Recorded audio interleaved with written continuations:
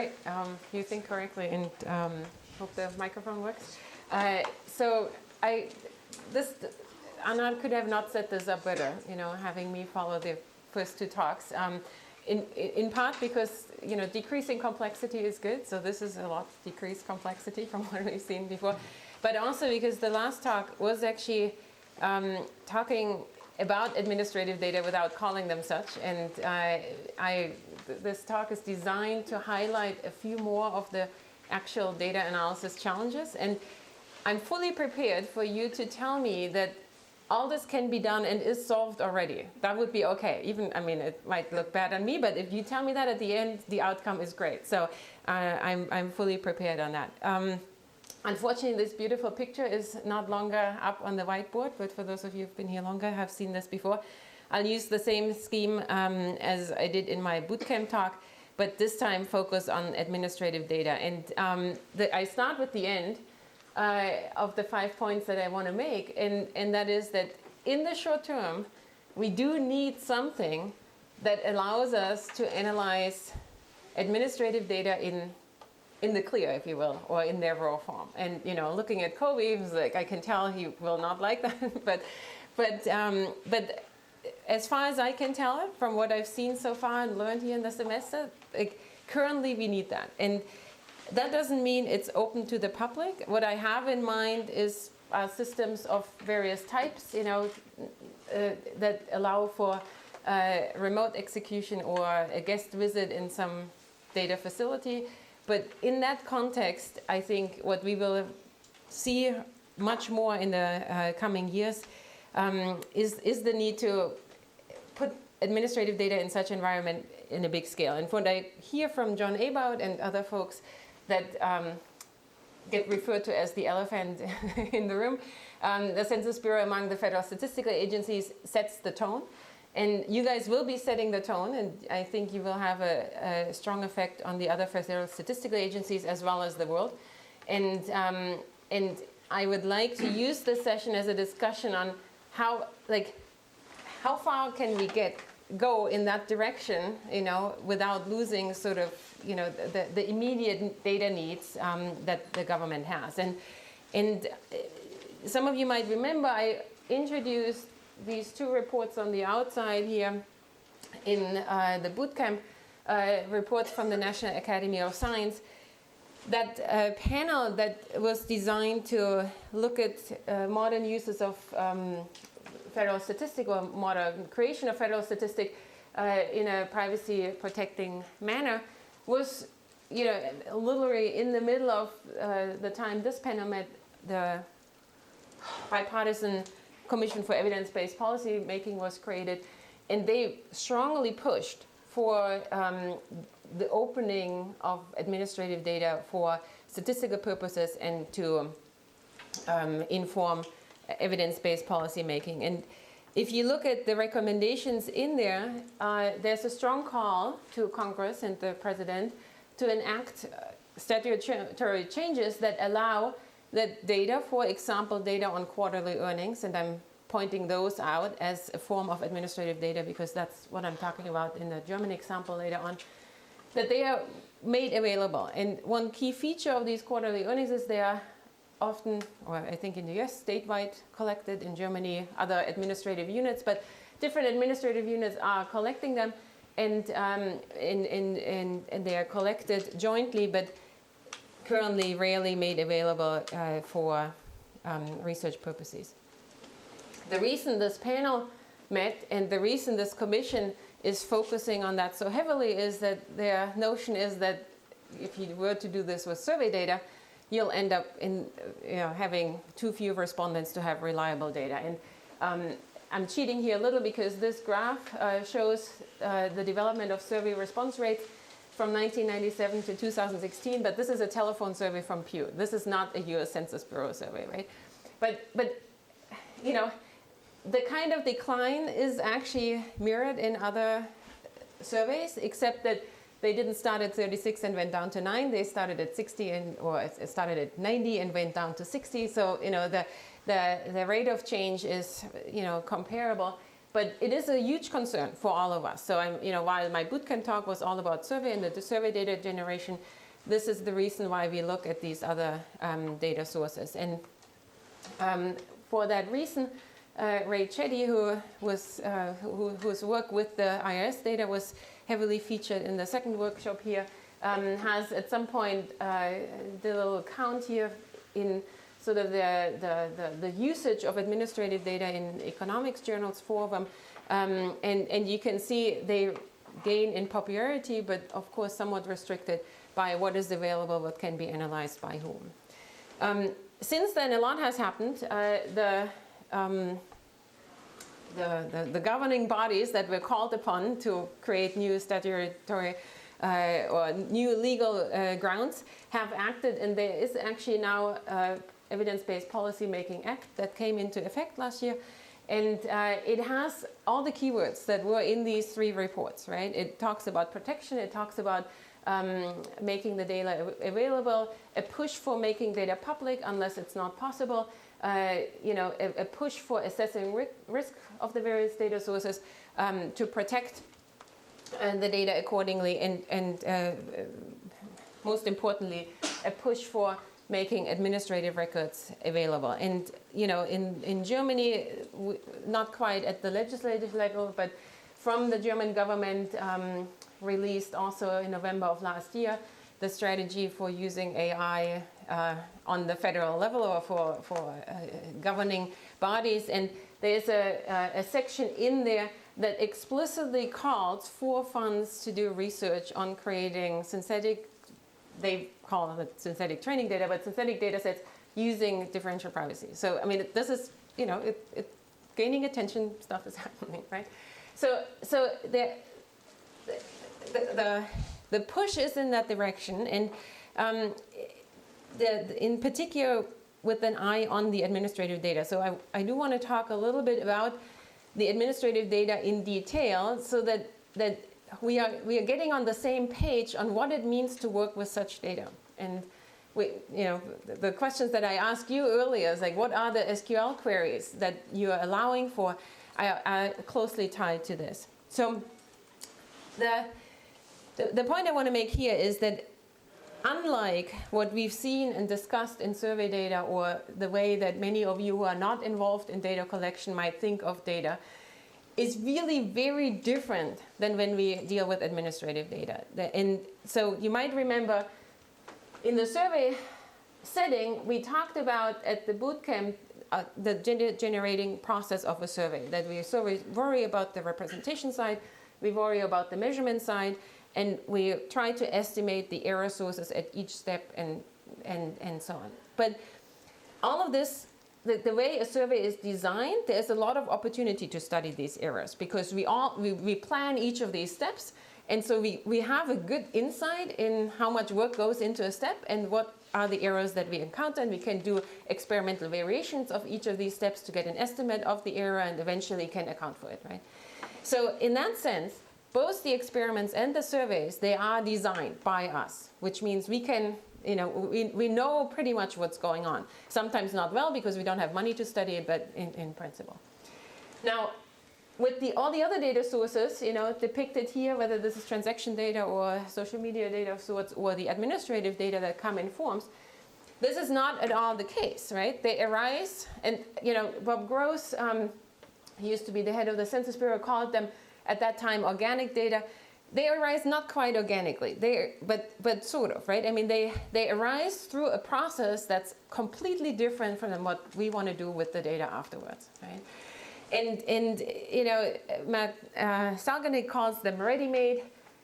Maybe that captures it a little better. It's sort of like having IKEA furniture that wasn't designed for the place you own, and then nothing really fits in there, right? That's sort of the picture that you have. But what it basically means is that all the work we have to do happens afterwards, right? So unlike in the survey setting where time and money is spent at the onset, here really the work happens afterwards. And so I want to give you an example on what that means. I mentioned earlier the wage records, the income spells and employment records. So we have, in the German context at the Institute for employment research that I'm at, we have access to the Social Security Administration records that each company has to fill out when they hire someone. At every time someone starts working, or there is some change in employment that that happens, there's a notification that is being given to the Social Security Administration. It includes a couple of pieces of information: name, age, and most importantly, your income. And if there isn't any change, then there is an annual report of that record as well. And the sole purpose of this is to calculate later on your Social Security contributions so that retirement benefits are sort of squared away. What that means is that you have, for every entity, I mean a person in the sense, right? You have a beginning and an end of an employment spell and a wage record, right? Now, you saw it on the title slide, the 3 affiliations I have, right? Only 2 of them are in the German system, but there are already 2 records. And many people who have much less stable jobs than we have, and many people with interesting job histories, they have a lot of these employments, that overlap, in spells that start and end, or because, they have a job and then they have a side job, right? Or they have a job that has a certain job title, and then the title changes. They don't change the company, but a new employment spell starts, and what have you. So the record-keeping system is not at all aligned with our desire to sort of reconstruct life histories, or if we try to analyze trajectories on what's the consequence of a certain historic event that you had, childbirth or periods of unemployment, on trajectories later on, right? And so the nature of these spells, requires a lot of, reconstruction of these databases. A typical one would be this episode splitting, that you try to align the episodes and create additional cases so that for each time period, what are the actual employments, what's the employment level, if you will, and so on. So what this means is that in your case with the medical queries, right? The SQL query that you mentioned, how many people have a rare disease, right? It's a very difficult question to any of these data sets. So how many people are actually employed, right?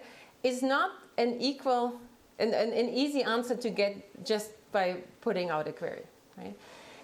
And for someone who knows the database well, it's fairly easy. You can construct an SQL query to do that. But for a researcher who doesn't know the data well, who just has that question, they wouldn't even know how to begin asking or writing that query without being able to sort of explore the data and see what are the periods, what am I constructing here for a given research question. Okay. So that's one element. The second element is that these data are all very sparse. Okay. So I mentioned the Social Security Administration data. They have, what is this? I didn't count, maybe 15 different elements here, sort of scale of the census, decennial census, 10 questions, right? There's not much information in here. Very sensitive information because income is part of it, but it is not very much. And what is interesting, most of these down here, so education, vocational training, type of employment, and nationality are actually incredibly sparse. They're filled with missing data. They never get updated because the people who fill out the forms, all they know to care about is putting an employment, the beginning and the end of the spell incorrectly and the value of the income. But all of these other things, they happen to be on the form because someone decided that should be on the form, but there's no administrative purpose for these data, and therefore no one checks whether that's correct or not, right? And in particular here, nationality, many of the migrants that come in, eventually that changes, might not get updated in the system because it has no consequence for this kind of reporting system, right? So what that means to us is that we do, or any researcher who works with the data, needs to link them up with other data from other sources, either to get new variables attached to it, or for some where we know they're particularly weak, like education or foreign nationality, to get better values in there than the ones that they are, right? So essentially, these admin data, as these integrated employment biographies, as great as they are, they basically have 3 variables that are of interest. 2 of them you can't even see, which is first name and last name. And then it's only the income that you see. So what happens often is that you see data products coming out of that agency that are sort of a combination of survey data and administrative data, where these additional pieces of information are put in. Which means that the administrative data are, by definition, a sample. As soon as they are linked up to some smaller source, they are a sample, because no one can afford to survey the entire German workforce. I didn't mention that before, but the records we have available are, pretty much any employment since 1972 that happened every employment spell of someone who was gainfully employed. Right? So this would be a typical example. This is here the data are combined with a survey that was done in companies. So you have company level information, you have company level information about the particular employee and their work environment, and then survey data from the participants as well. So linking, the possibility to link on an individual level, whoever does that, is another feature. Often this linkage is not done by the researcher themselves. The way we work with administrative data is the linkage is done by a set of 10 people that are in the institute allowed to do a linkage and see the linkage identifier, but everything else in the operation happens in clear text. So then I would argue, even if someone else is linking it, when you prepare the data for analysis, you can't do that independent of the research question. And let me give you 2 research questions here to illustrate that. So the first one is a study that was done here out of Berkeley by David Card and others on this very data set that I just showed you. The question was, does workplace heterogeneity change wage determination over time? So this is, a longitudinal study, if you will, right? They are creating a measurement of workplace heterogeneity, defined as it may be, and then a definition of wage change that they want to analyze over time. You could make the same argument for the hospital records, right? You want to create a measure that sort of captures how the composition of the patients in the hospital and the ratio of patients to healthcare providers in the hospital changes. It has a long-term effect on the health outcome over time, right? And I have a hard time thinking on how one can construct that measure if all I see is, noisy data. So that's sort of where I'm coming from. This other example here, how do children affect further employment trajectories? That was the example that colleagues in Nuremberg did. The challenge they face here is, someone gets employed, and in this case, we don't know whether this person is pregnant or not, right? The record only shows he is employed. But then at some point in the employment spell, you do see a notice period of 6 weeks, right? And that notice period comes with an indicator that, is sort of a reason for leave, code 51, whatever that means, right? You can eventually find that out. And, but it is not unique. It is just indicating that you're leaving for a health reason. So it could be, your maternity leave. It could be you're taking care of someone who is sick, in particular your child. Those are administratively for the Social Security system the same thing, right? So that's why this is not differentiated. So what you need is sources from an external database, because there are different pots of money that get distributed to these people depending on the actual reason that you can apply for. So once that's linked, you can get a better specification on a possible maternity leave here. And usually what you then see is that an even longer period, because that is the maximum that is, can be used as maternity leave. So this is the typical spell break you see before employment is picked up again. But obviously, only for those that pick up employment again would you see that and get a confirmation that this combination of events likely indicates a childbirth, and therefore indicates someone that you could put in the set to examine what happens past childbirth in terms of work trajectory. And when I think through these examples, I wonder, right, if we now think of, we apply DP, and I apply the logic of, you know, getting the same result by taking an observation in or out, right? What is an observation in this case, right? Is it the person? Is it a particular employment spell that this person has? Is it this event? Is it a combination of this person working at a particular company? In this longitudinal setting where I have so many spells that mean different things, you know, it's not clear to me how, like, what, at which level are we adding the noise? And do we do this overall globally, or do we need to do this per analysis? And then the research questions are so different from one researcher to the next that it's not clear to me how one would think of a privacy budget. So that's, you know, that's, I've tried to come up with ideas, but it's really puzzling to me how to translate a concept that is so charming to me on a theoretical level into what I see my colleagues do there in practice. Okay. So, you know, this said, I do, unless you have good answers, and as I said at the beginning, I am prepared for you to tell me that this is all solved. But until we have that, my hunch is that with the strong push that happens right now at OMB and, you know, around the federal data strategy initiatives that we see, where at a fast pace they do want to make these administrative data available, we're not ready, you know, to protect them in a way except through these secure environments. And, you know, one of them is the administrative data research facility that has been built in New York, but there are many others. You know, this is the one I'm most familiar with. They are particularly trying to allow for some form of collaborative module so that all the steps that I mentioned before, all the thinking that goes into understanding a certain spell, into creating code that, you know, that transforms the administrative data from one form into another, can be captured and used, but everything that happens in here happens in the raw or unclear data, right? And if I understand John correctly,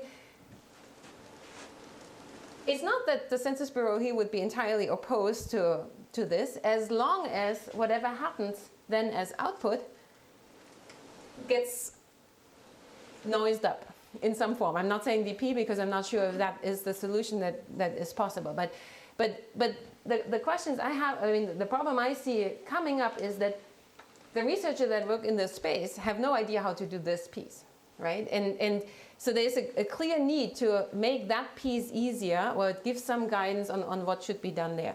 Currently, how we are solving this with the IRB data, there are a lot of remote access points to access the administrative data that I just introduced. One of them is here in Berkeley. And what they're using is a system that came out of the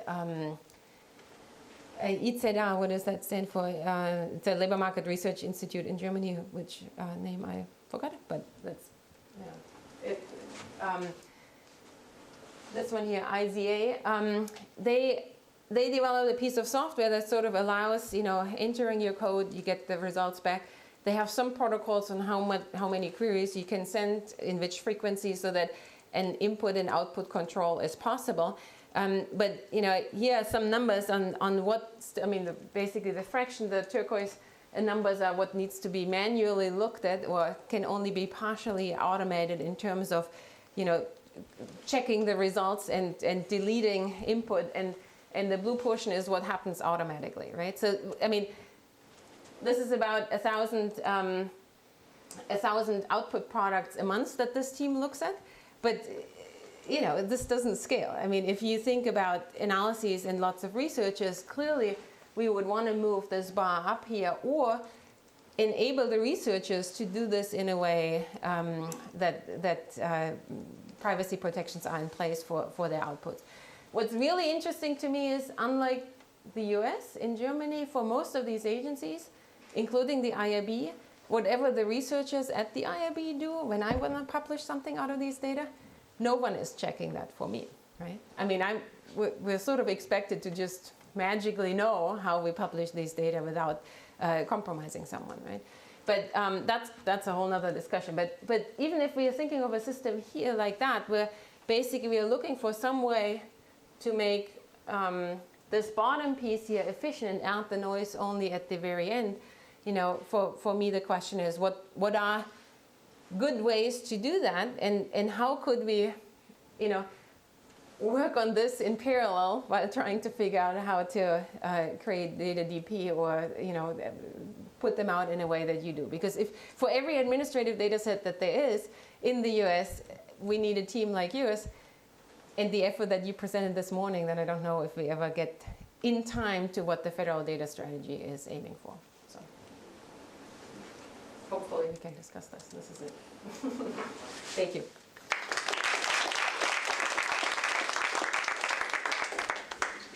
We have plenty of time for questions after our discussion. Or discussion. Yeah. So in addition to these 1,000 per month queries, do you actually have a sense of what, I guess, people call the workload? Like, what are the questions? What are the? I mean, what's the nature of things? Are they similar to each? I guess one question is, how similar are they to each other?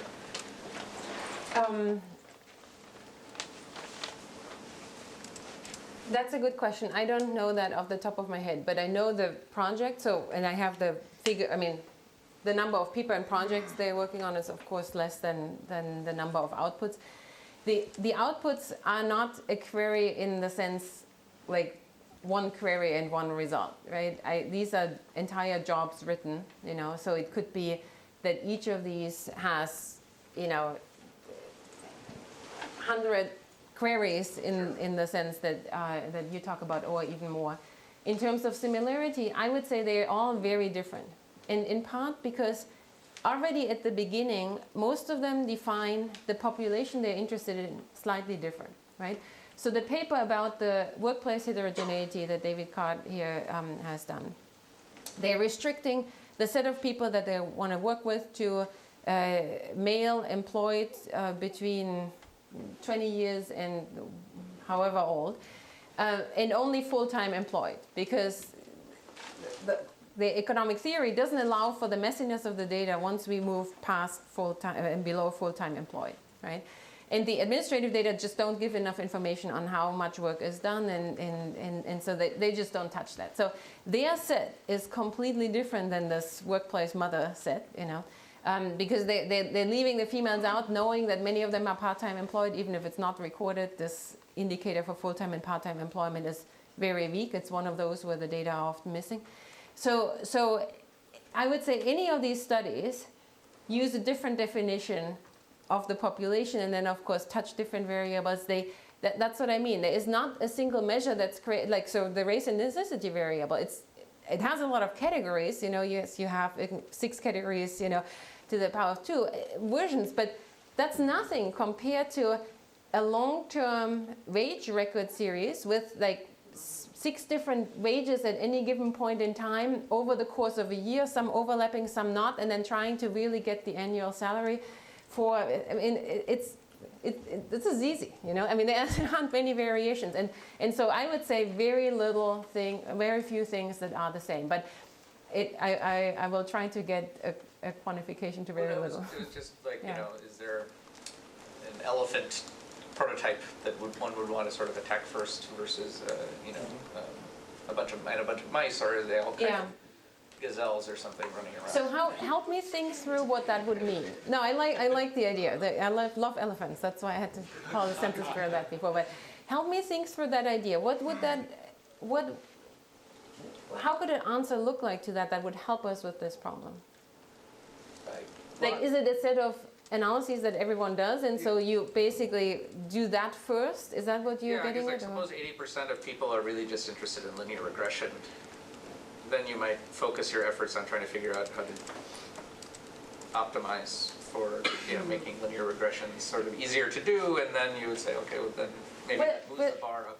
Yeah, okay, so I would say the set of statistical analyses they're doing, that's more limited, right? So linear regression, time series analyses, some instrumental variable, the econ toolkit on data analysis. Okay, increasingly machine learning, but mostly sort of a limited set. But what is not at all standardized are creating the features to begin with. That's the problem I try to emphasize, right? It's just,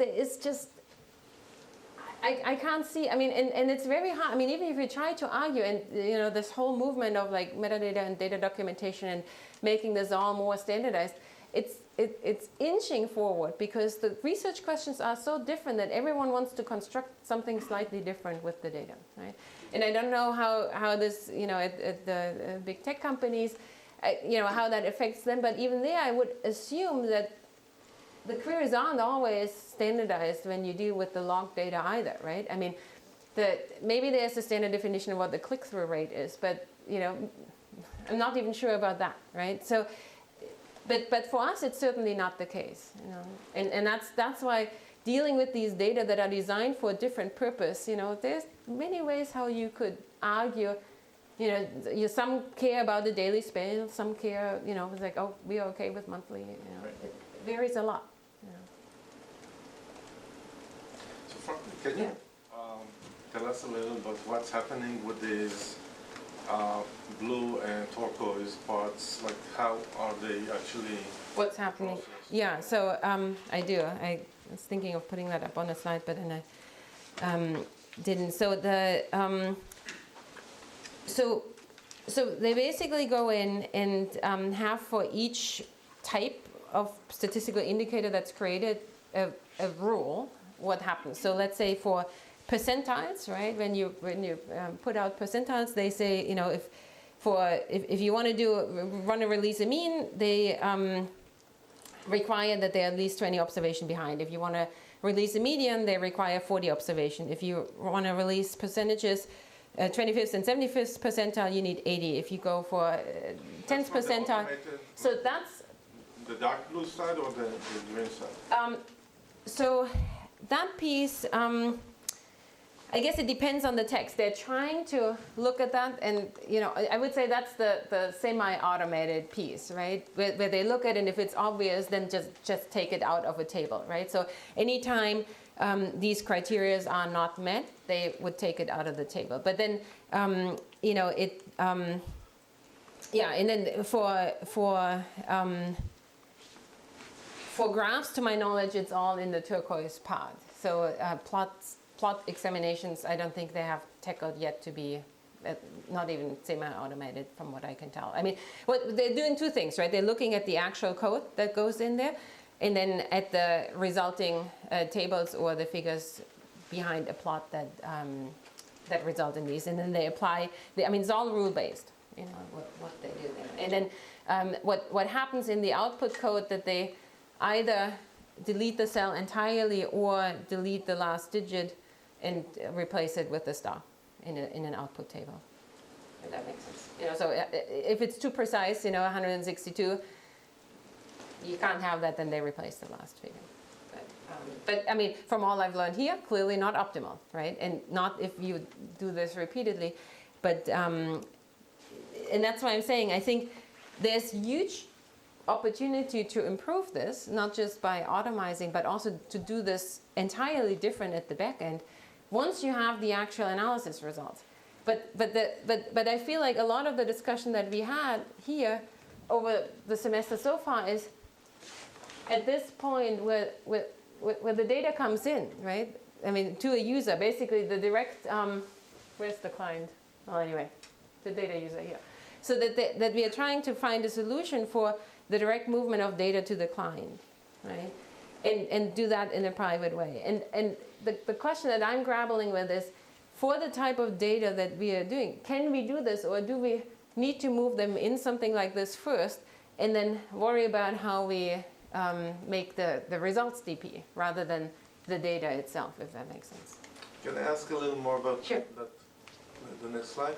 So for that, again, for the green part where people are looking at this, is any kind of risk assessment part of this? And if there is a risk assessment part, then what does that really mean? When would you call something a risk assessment? Like what? So there is a clause in there similar to what we've heard Alex present. You know, this reasonable effort clause, that they have. I have not seen a quantification of it in any of the documentation that I looked at, but I'm not sure if that's what you mean with risk assessment. So I saw that also in one of your first slides, there was like one of the principles was risk assessment, I think.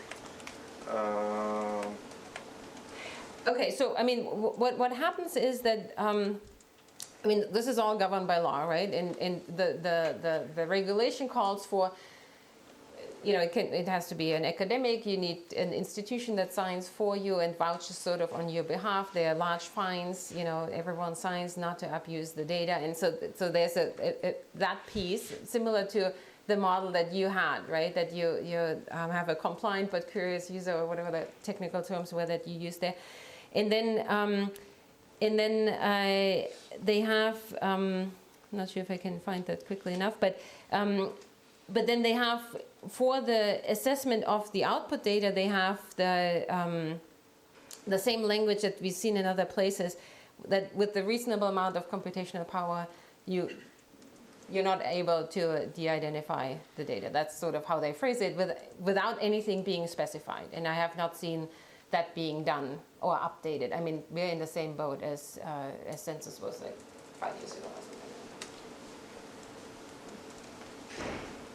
So it sounds from what you said before, like most of the sort of free-form organization of things that isn't, it doesn't live in sort of a nice analytic space that's commonly repeated by a lot of users, is before the actual analyses are done, it's sort of how you're chopping up the data that you have into whatever universe or whatever view of that data you're interested in.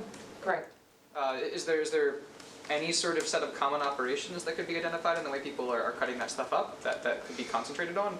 Like, would it be enough to be able to express generic SQL operators over the input data, and perform joins, that kind of thing, in an efficient way that's private, and then give someone access to that sort of privatized language for doing so, and then combine that at the end into sort of another step of DP that before the final release?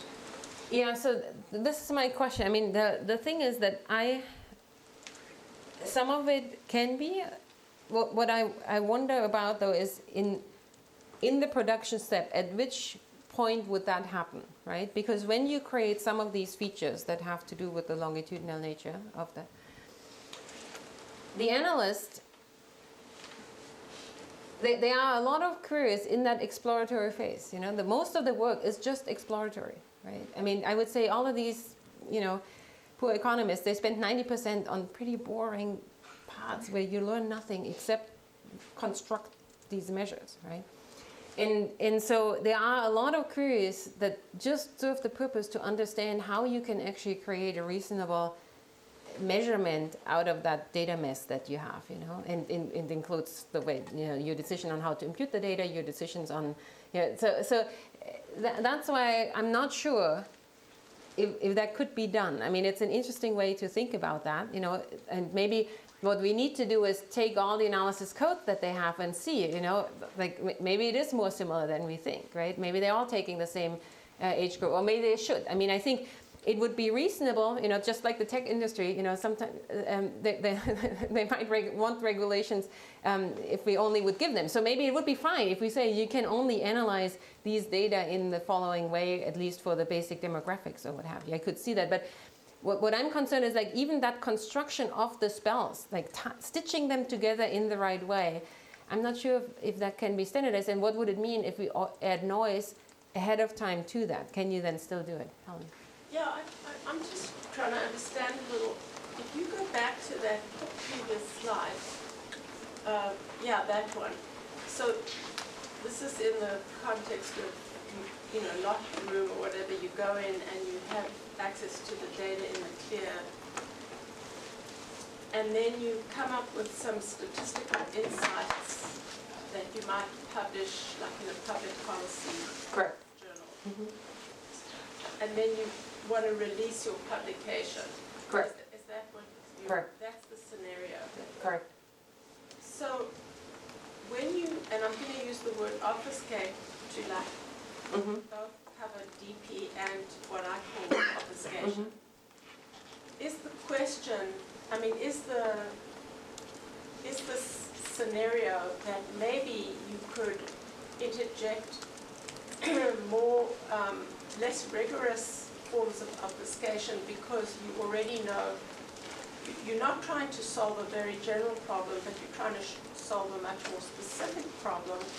And so maybe you could interject some obfuscation that's more specialized that might not meet the standard of EP. I mean, I'm just trying to... Right, so this is exactly my question. Like, what would I tell, you know, what would I tell these people, right? What they should do at the end, you know? Here I have my finished regression table and my graphs, right? And what do I do at that point? And are these steps that basically any user can done, and then we could tell all these RDCs, a publication can't be done unless I put that on top of it. And yes, it will increase your standard error and, you know, make it less significant. And that's part of the discussion we have tonight. That's good, you know. So I think everyone, I think it's much easier to get the whole community on board if we can provide a reasonable solution to what you just said, and maybe that is an easier problem to solve, than trying to get the community on board that it has to work here, right? And that they can't do all these steps that I talked about before prior with the data in the clear, right? So yes, I think it could be an easier solution. I just don't know how would that look like so that it satisfies DP standards. I mean, or maybe not quite yet, but is sufficient from your obfuscation point of view. Ellen, why do you want to use less rigorous approaches? Why do you want to use something that you cannot prove and usually doesn't work? What I'm saying is that sometimes if you take something like adversarial machine learning, the more you know about the circumstance, you have greater capacity to interject a kind of noise that will have like a radical impact on how well it performs. If you want some generic way, then I think you have to have higher standards. You can do rigorous ad hoc, Maybe ad hoc, yeah, maybe but it has it to should be be ad still hoc. rigorous. It could be different Yes. privacy, not general, but specific. I'm not sure that's the right thing because most people don't know how to do that. The researchers usually don't know that. But still you have to do something that you can prove. If you do something ad hoc, it usually won't work. It will be bad and won't provide privacy. Well, to be continued because Yes, so. Next speaker is coming up, but that's exactly the question.